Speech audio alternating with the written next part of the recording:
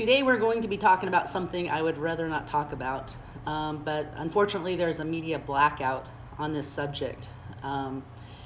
If you have watched Fox News with dedication, you maybe have heard a little bit of this information, although they're not covering it to the degree that it really needs to be covered.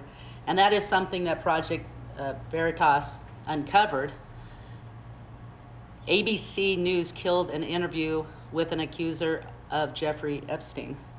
And in this video, I'm just going to read this a little bit. Obtained by the Project Veritas, ABC's news anchor Amy Robach complained to a producer off air that she had convinced one of Epstein's victims to speak on the record about her allegations against Epstein and other reportedly involved in Epstein's web of sexual trafficking, including former President Bill Clinton, attorney Alan Dershowitz, and Prince Andrew. But she continues, ABC refused to run the story in order to keep access to the British royal family. And I would say there's probably a lot of reasons why the story wasn't ran. Their beloved Clinton, instead of exposing to the world exactly what they're about, they decided to cover this up. My guest, and many other people too, even people watching, have been victims of the crimes of pedophilia. And my guest is going to share a story, not about him, but somebody he deeply loves, and then he's going to talk about some other areas that he has uncovered in this issue. So thank you, Chris, so much. Sure. Yeah, well, I appreciate you having the guts to bring this up on your show and to frankly tackle an issue that's not, like you said, there's a media blackout and it needs to be talked about. And more good people who, good people, we like to avoid these things. We don't want to like go out of our way and look under into all the shadows. The shadows scare us because we like the light.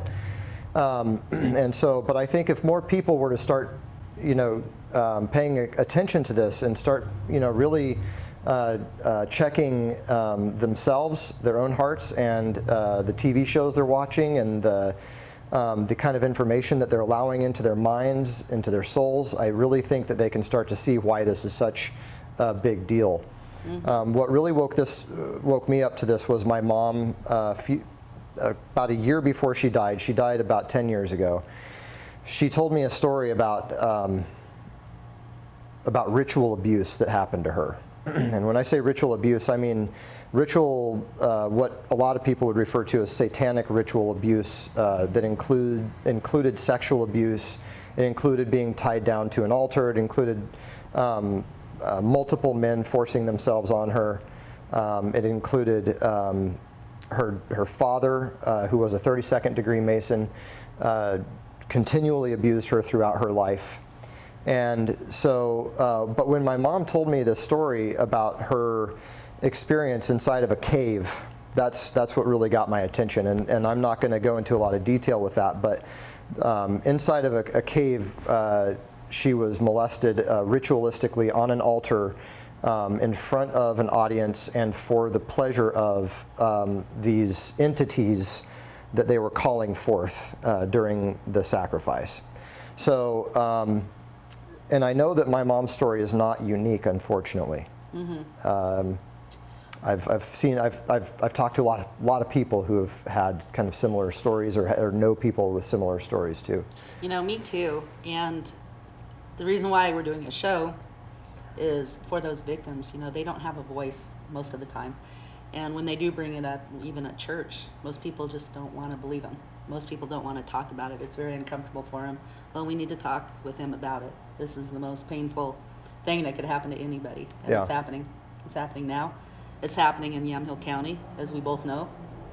And there's people in high places in Yamhill County, but this is, that's allowing this to continue. That's mm-hmm. part of the problem. Mm-hmm.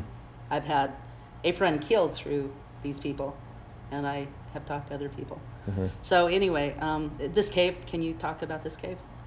The cave is in Eastern Oregon, and it is on private property, and so it's a privately owned cave by an organization that we would all be familiar with. I'm not going to disclose the name of the cave because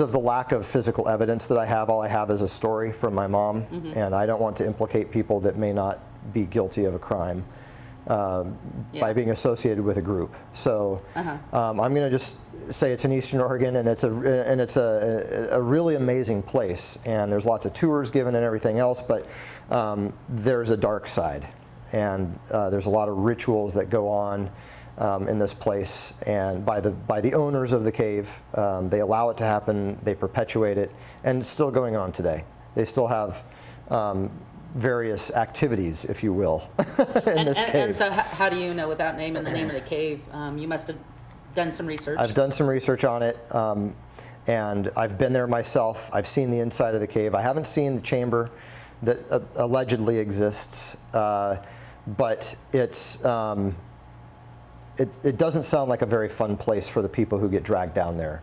And my mom, God bless her, she had repressed this memory for most of her adult life.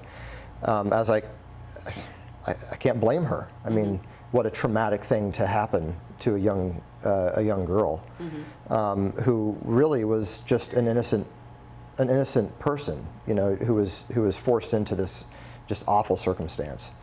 So, and I'm really thankful that she remembered it. I'm also conscientious of the fact that she might not have had all of the details right, and I don't want to put anybody's, you know, reputations at risk for details that might have been missed or something like that. So that's why I'm not trying to be coy. It's just I really don't want to hurt anybody or be right. And libelous. I think this stuff we're going to be talking about today, at least me, anything that comes out of my mouth, there will have been 2 or more witnesses from completely different situations. That's right. Yep. I want to talk about more concrete things that are, but that story is really what got me interested. It's concrete for you. It's concrete for me. But when somebody has been ritually abused, their memory gets suppressed and everything. It does. It gets jumbled up. And, confused. Chronologically, it doesn't make sense anymore, and so it's hard to piece it together. But but that's what really woke me up to what's happening. I knew about it vaguely before that, but when my mom exposed me to that information, it really shocked me. It really kind of like, wow.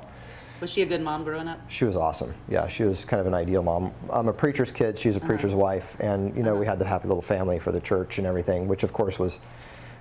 That was also a cover-up, but anyway, that's a whole other story. Okay. She had a lot of repressed issues that, you know, as a result of her childhood, that kind of translated later in life to, you know, a difficult marriage and things like that. But she never let me know about any of that as a child growing up. She really guarded me. She protected me. She prayed over me, and usually the opposite happens. I don't want to say usually, but many times when somebody has a problem growing up. They tried to do the exact opposite. So she went from horrible experience and tried to make a perfect experience for you, it sounds like. Yeah, and really I think a lot of abuse victims also tend to carry on the abuse from generation to generation, and I'm really thankful that she did not. Stop that. Yeah, I'm really thankful she had the insight, the fortitude to say no. Right. You know, and I've known some good Masons, but my family had a Masonic, some of the people were Masonic. Now my uncle and my mom, they didn't go down that path. So, but there was a particular relative that always wanted me to sit on his lap. Thank God that was part of the family that I never really saw much. And I found out later when I was talking with my mom, and she said, I think that he abused me. And she didn't remember, but she never quite got it out to her death, but all this time, and I'm like, oh wow, that's why he was so, you know, he made me feel uncomfortable, but he never went past that. Well, I hardly ever saw him. So that's another all too common thing, you know. And he was a Mason and that. So you know, there's it's the degrees, you know, the more more you get up there, the more secrets. It's all about secrecy. And therein lies the trouble. Many of the people that we're going to be talking about today, or the instances, or the overarching energy of this is it's just everywhere, and there's so many different people involved at different levels. But the higher up you go, up the food chain you go, the more implications there are, and the more disaster has happened for them to be in those places. In my opinion, those people earned those seats in power because of the dirty deeds. So Okay, there's 3 different areas we could go as far as I understand, unless there's more. There's, of course, Yamhill County. We've talked about that in the past, although most people don't know that there's things going on in Yamhill County. we could Nice actually. county. I would like to point out that was something that I wanted. I'm glad you brought that up because Okay. I had forgotten. After visiting with Sheriff Svensson a couple of times, he has told me that they actually have a task force in Yamhill County. Two of his deputies are actually assigned to human trafficking going through the county. Oh, yeah? Yeah, so it's a big enough problem here. A lot of people would probably be like, what? did you- Yamhill County, it's just a small town. Oh, no, you know? oh, no, Yeah. no, there's so much corruption. Yeah. Did you talk to him about some of the stuff that we've talked about? I have, yeah. And is he aware of some of the stuff? He is not aware, or at least he didn't say he was aware. I do believe he's aware of more than he can talk about too. Like, Okay. but he gave me permission to snoop around. Let's just put it that way. You Okay. know? And Okay. So you trust he had him? my back. Okay. Yeah, I mean, I like Sheriff Svensson. I think that he's Okay. a good man, and I think he's got a good heart, and I Good. think he's in the right place. Good. Because this goes high up the food chain. It That's why certainly just does. wanna- I hope I'm right about him. Yeah. You know, I think I am. Yeah. And you know, if he watches Well, this, I know he's yeah. been on your show Oh, before that's- too. Yeah. Yeah, no, I've never had any reason to believe Yeah. anything is in the sheriff's department. Yeah. I've never had anything to believe that. Right. Okay, I don't now- either. I have yeah. I have no worries about that. As a matter of fact, I think they're probably helping with the This situation. situation, Whereas a lot of other municipalities, police agencies, and stuff actually do have corrupt players inside their ranks. Out of the And mouth I of think 2 or maybe more even witnesses. maybe even some other Yeah. in this town or in this area have some of those people, but I don't believe that it's in the sheriff's department. Okay, and I'll bring up one thing because it's the right time now, I think, Okay. for this, is, so I had a friend who watched the show. I didn't, you know, he became kind of a friend before, as he was watching the show, and got in contact with me. And then for some reason, you know, I knew him kind of like off and on for, I don't know, a couple years, I guess. If he had somebody he wanted me on the show, he would contact me and get real excited. Hey, you need to get this person on, that person on. Anyway, one time, actually I would say a couple of times, he came over and he started naming names. And I'm like, why are you telling me this? And, you know, and he's just, I don't know. And then he came back to me and he said, they're tired of me, they said, and they said that basically they're gonna, you know, take him down. And I didn't see him after that. So that's that. And Is he deceased now or? yeah, he's dead. Yeah, he's dead. And I never really knew why so also I have his memory. I only have memory, and I didn't take that much inventory because I didn't even know. I mean, I didn't, you know, when people talk about this stuff, you almost don't want to know. And you, and it was that was the beginning of this interest for me. Now, Truth is stranger than fiction, isn't it? it's very strange, and I'm not going to get into all of it to collaborate because 2 or more witnesses.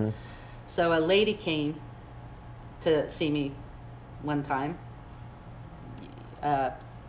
several years after this. I mean, I'd have to say maybe he died. I think it's been over 5 years ago. So let's just say roughly 3 years ago, a lady came to me and talked about her grandson and mentioned many of the same names. And she didn't name all of them, but all the ones she mentioned, I remember he mentioned. And these people have no connection to each other. Zero. And I listened to everything she said, and then I said, you know what, this is why I believe you. Because most people would think she was a nut. I said, this is why I believe you. You named this group, you named this guy, you know, and you named this other.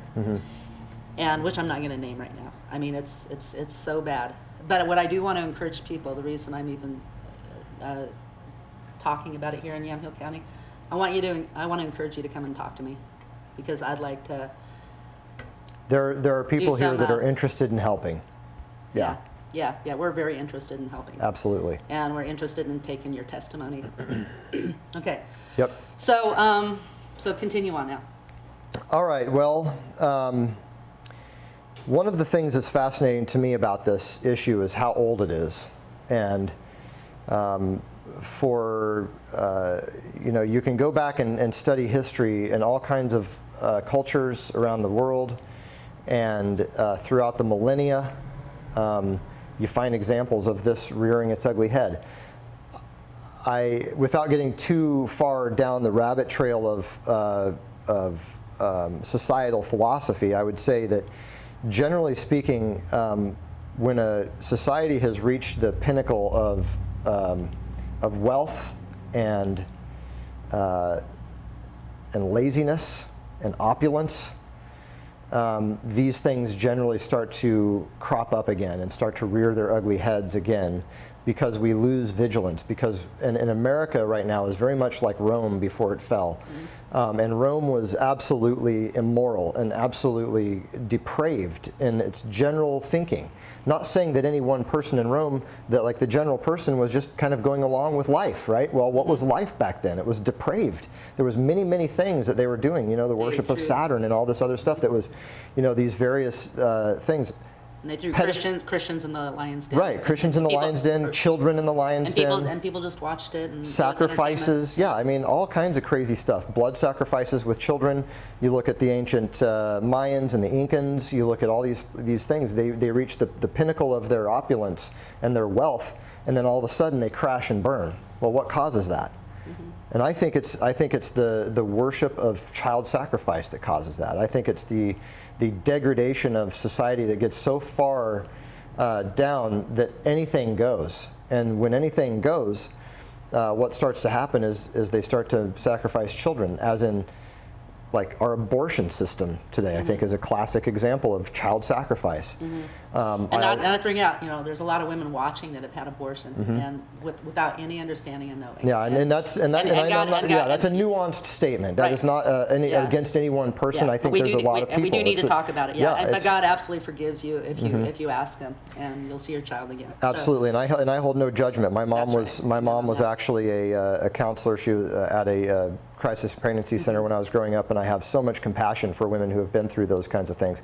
And not every woman regrets their abortions, and I get that too. There's always a cross section, and I'm not if it speaks to you, then let the shoe fit. If it fits, wear it. Right. Yeah, okay. I always have to do that pause thing because I know that there's a lot of hurting women who are going through this. Okay, so then continue on. This has been going on through. So time and millennia, right? Well, so what I did is I kind of went back to the beginning and found in the Bible there's several different gods that are named, and one of them is Moloch, which was the Canaanite god of child sacrifice, and the other one is Baal. Those are two of they're essentially the same god. One of them in one language is described like a bull, and another one is described like an owl. An example of Baal worship in modern society is at Bohemian Grove. And a lot of people probably are not familiar with Bohemian Grove. It's a place in California, and you can look it up. It's in the Redwoods, and it's a private, for lack of a better description, kind of like a private campground health spa type of place. But every year, Northern California. In Northern California, yeah. But every year, it's a playground for the elite. And people from all over the world, we're talking corporate heads, media, big-time media people, politicians from all over the world. I mean, we're talking the book of who's who shows up at this one place in Northern California called Bohemian Grove every year. And they perform what's called a ritual. One of the things that they do there is they perform a ritual that's called the, oh goodness, it's the I should know too, but the something of care. It's basically they're basically removing a person's desire to care. That's what the ritual is for. It's cremation of care is the name of the ritual. The cremation of care. Is it to put a curse on the land, or what? It is. I believe that it is to set it is for a programming mindset. It is to program a mindset in people. If you don't care about things anymore, then and the ritual itself is is designed after child sacrifice. It is a mock child sacrifice. Yeah. They even have an altar with fake flames, you know, like a gas line or whatever that lights up this effigy of a child on the altar during this ritual. You said it's a mock, though. It's not. It's not real. There are rumors, of course, that the real thing is happening in the woods behind the public ceremony that everybody sees and witnesses, which is just a fake one. Okay. It's just a fake effigy. How sick that they'd even stand there and look at that. And the effigy is burnt on an altar below a giant boulder that's carved into the shape of an owl. Mm-hmm. Yeah, they have those owls now for decoration. Yeah. This particular ritual, the cremation of care ritual, has really. I love owls. I think owls are an amazing creature. There's great owls. God created owls. Yeah. But the Bohemian Grove, there's a certain look to the owl. Mm-hmm. And it's an evil owl. Those, the evil owl. Keep those out of your house. That's right. That's right. You don't want the evil owl. A lot of these symbols, these statues, have very distinct points like horns on the top of their heads, which if you look at some of the other depictions of Satan, he looks like a goat. You know, often the goat's head is used for that same kind of symbolism. But all of it is an inversion. And we can get more into that. But what I see in this is a constant inversion of reality, and I believe that is the enemy's number one. Confuse people. That's right. You use a little bit of truth, and you flip it over on its head, or flip it so that it's a mirrored image of itself instead, or a backwards image of itself. An upside down cross is a great example of what. Yeah. What's really gross about these idols, Moloch and Baal? Did you see not just the picture? They actually had a video. I think it's the Michelle Obama library in California. Mm-hmm. Did you see that? I haven't seen that. No, what is it? I mean, I know what you're talking about, but I don't know what you're. Transgender. It's a man, dressed, half man, half woman, with looking like Baal, satanic, and having children on his lap while he's reading story time. Which is what the whole transgender movement, the story time thing is all about. Yeah, well, and speaking about not caring, people should care about this. People should care a lot about Obama. A lot. That the Obamas, they shouldn't be popular. I mean, one reason they're popular is the media doesn't do their job. It's a blackout on all their everything that they do, including this. I think that the evidence is pretty clear that Michelle is Michael Obama, in fact, and is a transgender herself. Oh, that's going to just be so shocking. I've kind of tried to stay away from that story a little bit, even though I'm pretty convinced. And I know that there's probably people that could watch this would be like, defensive of Michelle Obama, and that's fine. Well, no, I mean, even conservatives watching, they'll say, well, where's your facts? Well, sure, just do some research. You can figure it out on your own. Look at some pictures. Just kind of do the Google and see some pictures. It's not difficult to. It's not difficult to figure out. But anyways. My goodness. Oh, and including who's that lady? Joan Rivers. Yep, she outed her right before she died. Yeah, she's the one. She's the first celebrity that said that Michelle Obama was a man. Yeah. And then she. 72 hours later, she was dead. Yeah. So there you go. Mysteriously. Yeah. Nobody denied it. Nope. They just killed her. Yep. So shut up. Well, okay. and as a side note, even Barack Obama himself, in 2 different speeches, referred to Michelle as Michael. Michael. Yeah. No, like, uh-oh. So I mean, there's accident. Sure. I mean, so once again, the media doesn't call. And there again, my sister I was telling her these facts, these things, and I was trying to help her understand, and she goes, "Well, who cares anyways if she is?" You know what? Back during the election, the very first time they would have cared, but they got the youth so. So I said, well, the reason I care is because these people are running our country, and they're lying to and they're everybody. They're bald-faced liars. Like, how can we sit here and believe them about anything if their entire life is designed to deceive you? Exactly. I mean, to me, that is like the epitome of deception. Right. That's really bad. But what's even worse is this. Everything else that goes along with it. Yeah, and that's not even what we're here to discuss. Yeah. Though that is like window dressing for this subject, because frankly, I believe that as in many cases around the country already, these drag queen story hours that are happening in libraries. Some of the drag queens have been arrested because they're pedophiles. They're convicted sex offenders who are dressing up like these clowns, these kind of whatever feminized clowns, and they're going in and reading to kids, and then they're not supposed to be within 1,000 feet of kids because they're sex offenders, and so that's a real risk. It's a deception, because when those people are in those costumes, they are deceiving you. They are like a clown. You do not know who they are. They get to hide. They get to pretend to be anything they want. And we all just sit there and clap, or not me, but the people that go and watch, they sit there and clap. These mothers are dragging their kids in there and like programming their kids to think this is all okay. And what the stated objective of that movement is to groom the next generation to be more accepting and to become drag queens. And so when I hear that, to me, that is pedophilia. That is the definition of pedophilia. That is the manipulation of a child's mind and physiology and everything else. It's abusive, and it's pedophilia. It's sexualizing children.